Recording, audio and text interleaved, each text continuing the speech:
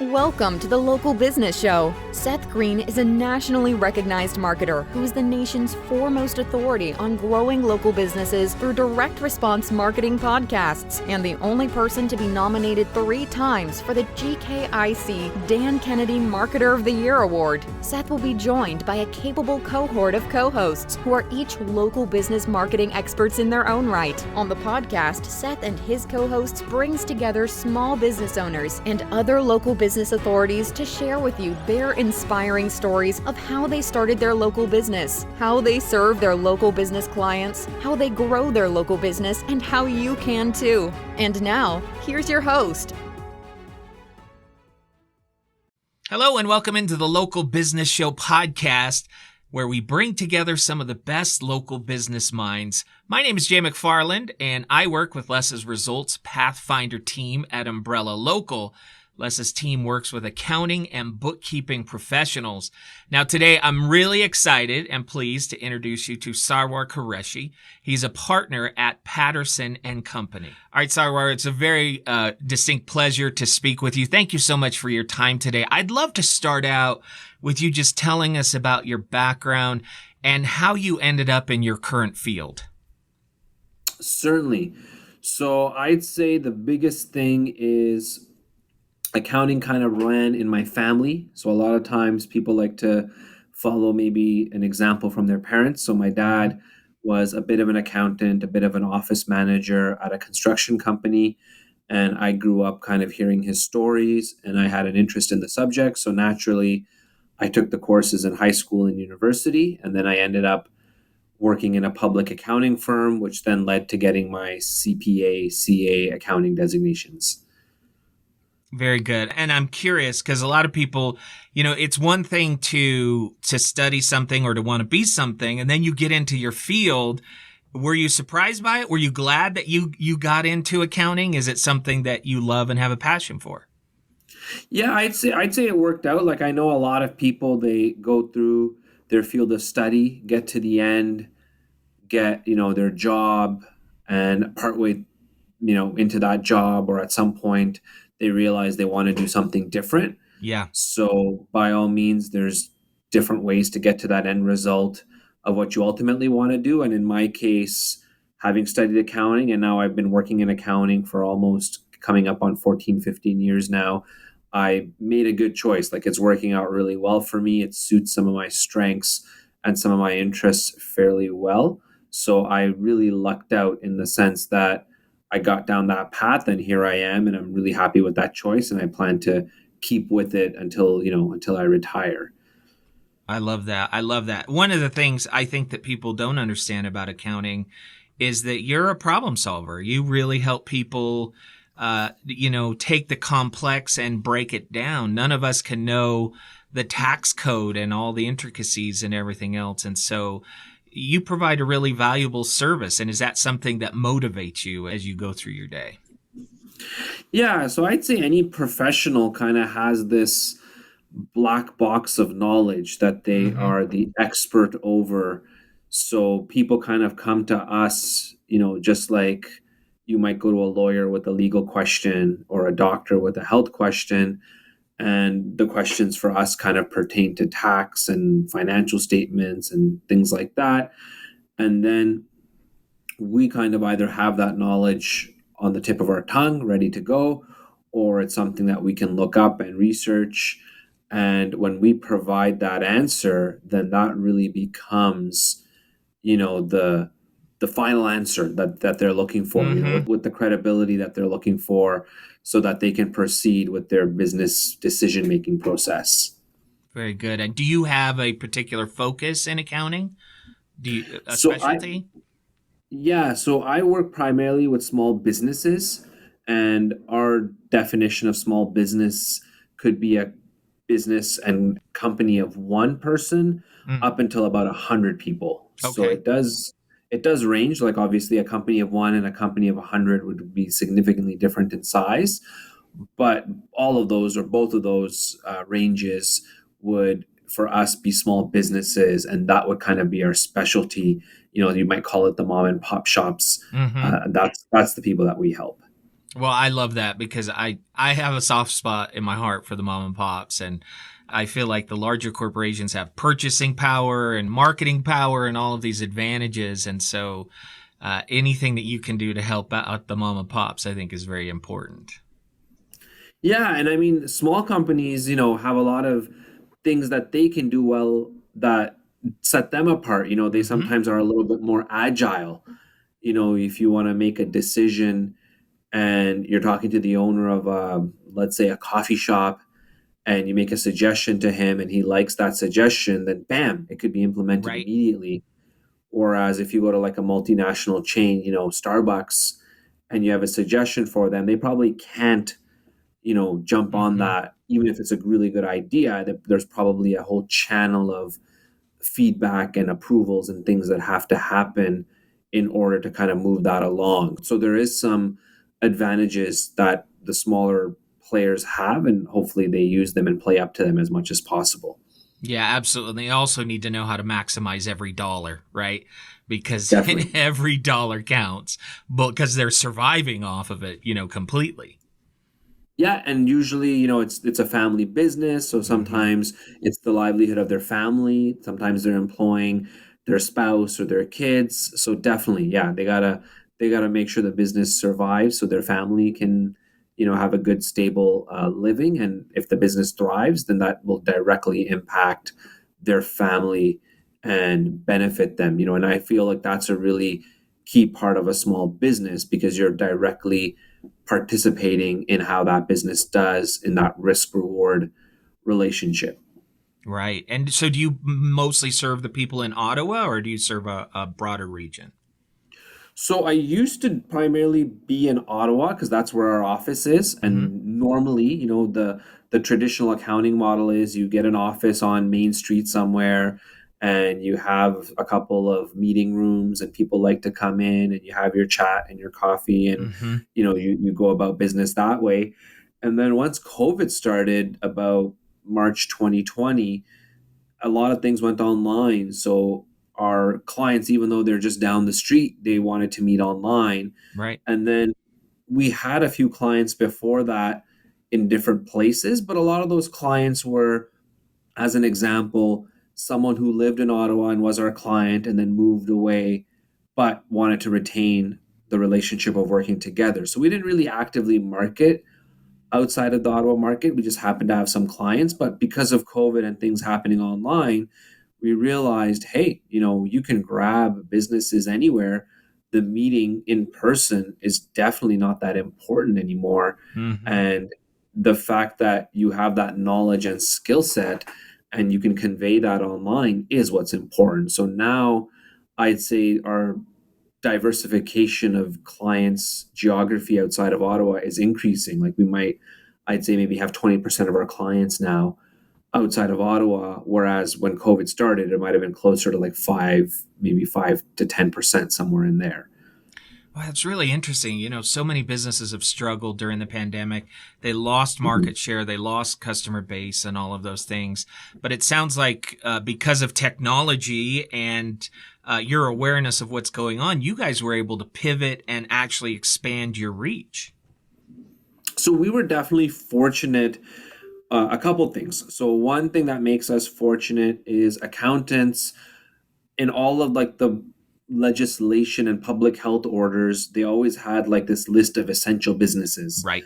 And accountants were always deemed essential, probably because they're helping people with their tax filing, which then leads to government benefits. They're helping businesses with their government subsidy applications. So, by all means, we never had a mandated closure of our business like our storefront. So, we were Hmm. always able to kind of have people in the office if they wanted to be in the office. We could have people working from home. So that in itself was a huge leg up, as opposed to, for example, dentists in Ottawa when COVID first started, they had to close for about 6 weeks, 2 months or so, and that was mandated. So they, hard for them to do business if you can't open your clinic.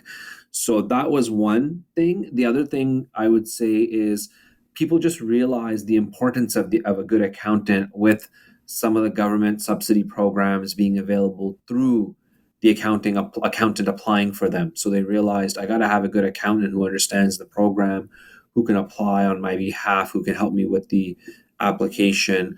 So that really allowed us to kind of offer more services. We added Right. some new things because before that might not have been on top of mind for people, but now all of a sudden that's all that's in the news is, we're locked down. So as a result, go apply for your various subsidies. So they're like, oh, I got to go talk to an accountant that can help me with that. So we actually saw an increase in things that we can offer, and that in itself, plus not having to close down and being able to work. Our work is primarily done on a computer. Like, it's not like a construction worker or someone like that you need to be on a job site. So we already had a good setup where we have computers and people just, if it's a laptop or desktop, they could take it home if they wanted to work from home. We have a good IT setup where people can get access to online. They can log in remotely through their computers from home. So everything that they could do from the office, pretty much the majority of it, we made it available from home. Oh, that's very cool. As you figured out how to kind of manage the pandemic, and it sounds like that's going to shape everything moving forward. Like if you hadn't had the pandemic, you would be in a completely different place and operating in a completely different way. I think that's true for a lot of people. Yeah. Like, for example, the hybrid work model of doing part from home, part from the office is something that we are going to be using going forward, just to allow people that additional flexibility.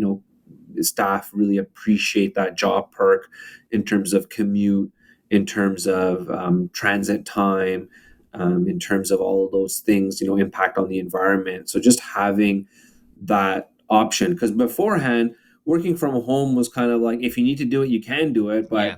but it's not really that popular. Like, if someone had like a construction worker coming to their house, or an appliance delivery, they might work from home so they could be home for that delivery or that worker, but otherwise they didn't really work from home on a regular day. But now people are like, there's certain tasks that are really more efficient from home. And I feel the same way if I'm just, needing to do something on my computer without anyone else. Like, I'm, for example, tackling my email inbox, I'm tackling some projects that are just on my computer without anyone else, then I really like the independence and that time at home to lock in. And if I'm doing things that are more collaborative, meetings, things like that, then I'm personally more of a fan of, let's do that in person rather than online, if both sides are comfortable with it.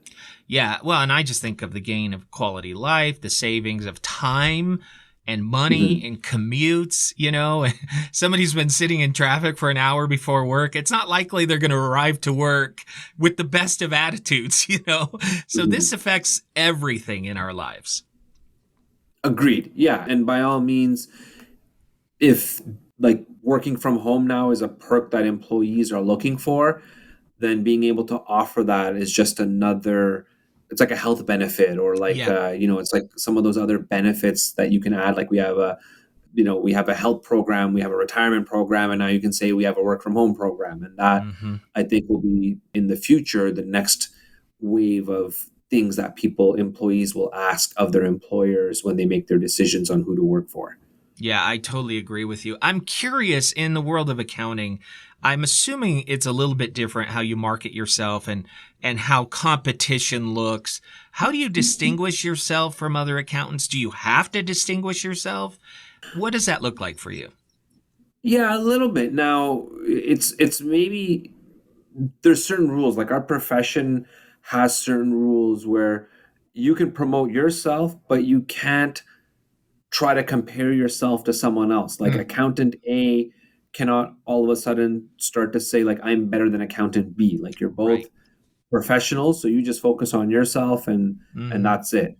Just like it would be hard to kind of make a statement, this doctor is better than that doctor. That's a very subjective thing. So what we kind of do is we just focus on ourselves, and what that entails is, having really good responsiveness when clients or customers reach out to us, having a really professional website, having a really good presence in the local community, whether it's volunteering, whether it's donating, whether it's, having people that in terms of our staff, come from different walks of life and come from different backgrounds. So just being integrated and being a big proponent of the community, that is our way of differentiating. And just ultimately, I think the biggest thing you can do is if you do good work, the people you have will come back and they'll tell other people. So that's kind of in our world, the biggest thing, because accounting is a very deadline oriented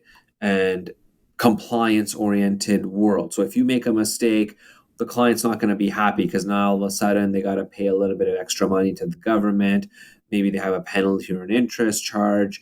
Those are things that if you kind of avoid them, so when they don't come up, that's really a sign that you're doing a good job.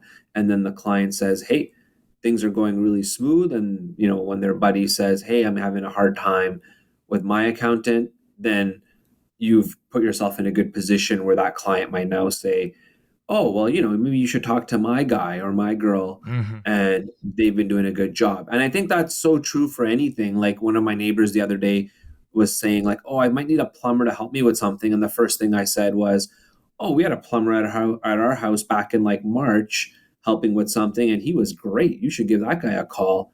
He's super fantastic. I think I have his number in my phone. And my neighbor was like, yeah, give it to me. I'll take his number right now. And that kind of referral, I think, was really well received, as opposed to like jumping on Google and trying to navigate, which plumber am I going to get? And that's a little bit more mysterious. Yeah. Yeah, and I never know who to trust. I don't know if I can trust reviews anymore. I would much rather have a personal referral, and that's going to be a direct result of your excellent quality and service. Talk a little bit more about your community involvement, because I think this is something that a lot of businesses miss out on, kind of investing in the community. There's a sense of giving back as well. What types of things do you do specifically in your community?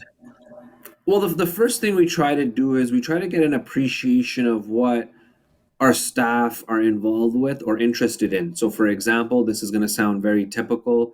One of our staff people, he's been here a long time. He has a couple kids and they play on hockey teams. And those hockey teams, every year at the beginning of the season, they usually have like a little sponsorship campaign because they're going to be traveling, maybe not so much during COVID, but they're going to be traveling and playing in tournaments, and maybe a couple people on the team, might not be as well to do and whatnot. So they're like, if you can contribute, I don't know, $500, we'll, put your company name on our jersey. If you can contribute $1,000, we'll put your company, we'll put like a little company banner in our home games, stuff like that. So that's the first thing we want to jump on, is what's kind of local and near and dear to the hearts of our people, and support those causes first. And then from there, when you have a small business, people usually reach out, we're having a golf tournament for Boys and Girls Club, or for, this health thing or that thing, and this memorial fund or scholarship. And where possible, if we have some people interested in participating, by all means, we're going to jump on that, and we're going to send some people to participate and partake. And then the extension of that, or the last piece of that, is accountants have like this very special expertise of accounting. So we do have a component where we are happy to help people, in some cases pro bono. So, if someone reaches out and they're like a senior and they're very low income and they need some help with their taxes, and, if they were a regular client being charged the regular fee, that would be difficult for them. Then, instead of sending them away or not being able to help them, we'll take a look and say, yeah, we can certainly provide some help in what you need. And don't worry about it. It's something that, is part of our community involvement, and we have a budget for that. So we'll help look after it from there. And we have a couple files that we do that way as well. I love that as well. All right. So you've got some time in this profession. You've got some life experience. I would love it if you kind of spoke to our small business members who are just getting started. Words of advice, something that you would say to them, hey, you absolutely, when you get started, ... What would you suggest to them? I know that's probably a big question. It's a big question. I mean, certainly I get asked those types of questions all the time. So it's certainly something that, is top of mind. And I would say, try to surround yourself with a good team. And that doesn't necessarily mean people who are going to be in your business. You might just be a business of one, and you might be kind of starting off by yourself, but just get some like-minded people who you can bounce ideas off of. So you're not isolated. So you're not really kind of thinking about things without any feedback. Get some people who are like-minded. And where I live, you mentioned Ottawa earlier, it's the capital of Canada, and I would say 40%, 50% of the people that work in this city work in the government. So they don't really have that entrepreneurial spirit. Some of them do, by all means. So you have to make sure you talk to the right people. You have to make sure that, sometimes if you talk to someone who's never run a business, their first response is going to be, that sounds so risky. Why don't you get a job with like a pension plan and a health benefits and all that stuff? So you want to get the people who maybe have done it and are entrepreneurs themselves, maybe currently or in the past. You maybe want to get some people that are professionals who add complementary skills to what you're going to be doing and need help with. An accountant is a great example. A lawyer is a great example. A banking advisor is a great example. And I would say when you kind of formulate a couple people, maybe 2, 3, or 4 of them, big companies have what's called board of directors. For smaller companies, I call it board of advisors. So you kind of have these people available and you kind of reach out to them and say, maybe once a quarter, once every 6 months, I'd like to get the 4 of you guys and girls together, and I'm going to pay for lunch. And I'd love to just, tell you about what's going on, pick your brain, get some feedback. And if something comes up between the quarterly meetings, if I can just reach out and give you a call, that would be so much appreciated. And I'm finding a lot of those people that are further ahead in their success, they realize that people help them get to where they are. So they're willing to give back. Life is kind of a circle in that way. So there's a lot of people who realize, I got mentorship or I got a help along the way. So they're willing to give that back now that they're a little bit further along their journey. Yeah, that's very sound advice. What would you recommend? What would you say to them about the importance of getting an accountant early on in the process? So I'd say, if the business owner's background isn't accounting themselves, then it's one of those things that it seems tempting to try to do the accounting yourself, because at the beginning, costs are, tight, or money's tight. So you want to be mindful in managing your costs as much as possible. So sometimes business owners want to do as many things as possible themselves to avoid money being spent unnecessarily. But accounting is one of those things where a lot can go wrong if you're not looking after it properly, because now you have issues with the government authorities, you have tax filings that might be overdue, you might have extra taxes you have to pay, or tax programs that you missed out on, grants and things like that. So there's enough value that hopefully a good accountant can bring you where it will be an investment. And a lot of the good accountants out there, if you are a startup, will hopefully have programs that tailor to your needs. Like, I'll be the first to say, if I'm working with a business owner that's pre-revenue, they haven't made any sales yet, they're just incurring expenses, building their way up to maybe the revenue point down the road. And I compare that to a business that's been around for 20 years, very established, very, comfortable, very successful. I have different programs for them. It's not like I'm trying to sell them both the same package or charge them the same amount. So most accountants will hopefully have an understanding for if someone is a smaller business or a startup on what's suitable for them, and then tailor the package accordingly so it's manageable. And one of the great things about, as far as clients in terms of what they can do, and business owners, is accountants are many, many types. So it's not like the first one you meet is the first one you have to go with. Just like a doctor or a dentist or a lawyer, you could potentially talk and interview 5 of them before you decide on which one is the right fit for you. So by all means, take that time to do that homework and due diligence. Excellent advice. What would you say to the young person in college who's thinking about following in your footsteps and getting into accounting? Things you learned, words of wisdom, what would you suggest to them? So from my perspective, and now, I'm into it for a little while. The accounting profession's been great for me. By all means, taking the steps, if you like start off as an accountant and then work your way through the professional designation process, it's such a challenging process, but at the end of it, it's you have like this security of opportunities, whether you want to work in an accounting office, whether you want to go be a financial analyst or CFO somewhere, whether you want to start your own business, like all of those things are possibilities. And that professional background and designation that you have kind of gave you this base that you can now build from and go up from. So if it is of interest to you, then accounting is one of those things where you have a lot of opportunities and possibilities. And even today, with talks of like accounting industry being disrupted and different AI and other things kind of changing the way accounting is done, by all means that is true, but the opportunities are still there. So if someone is thinking about, what are my opportunities and what is my potential in that industry, accounting is fairly strong.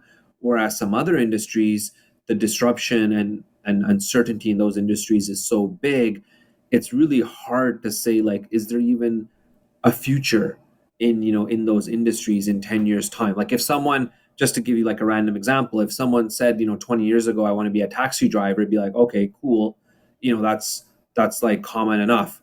But like if someone said that today, you might like hum and haw about is like, what is the future of that with Uber, with artificial intelligence, self-driving cars? Like, is that something that if you're like 15 years old, there's going to be a long trajectory in that space? I don't know. So that's really some of the things that, if like I have two kids, if they were asking me, I'd say like follow your passion, but try to make sure there's opportunities so you can make a living in that area too.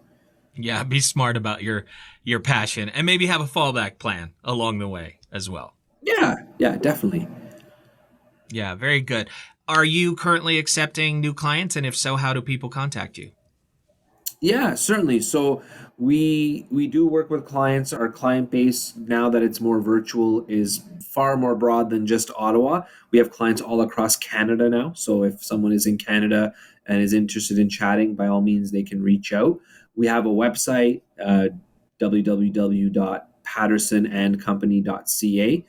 And they can also look me up on LinkedIn, SarwarQureshi, Qureshi with a Q.